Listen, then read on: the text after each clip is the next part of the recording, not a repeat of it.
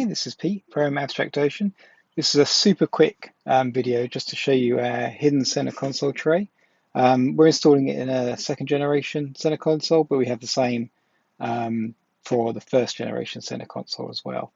If I show you outside of the center console, so all it is just a little hidden compartment that fits at the bottom of this front storage. It just kind of gives you an extra layer of storage as well.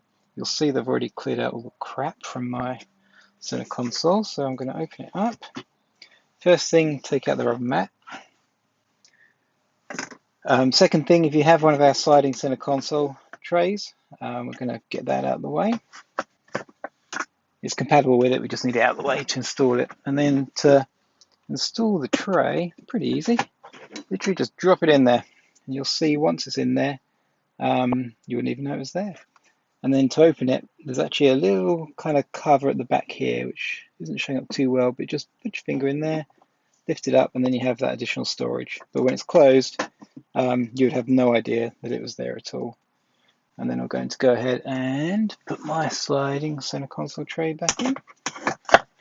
So you can see, perfectly compatible, nice and neat and tidy. You still have about an inch worth of storage there. So not sure what you could put in there, but just the usual kind of ID badge or credit cards or whatever junk you happen to have.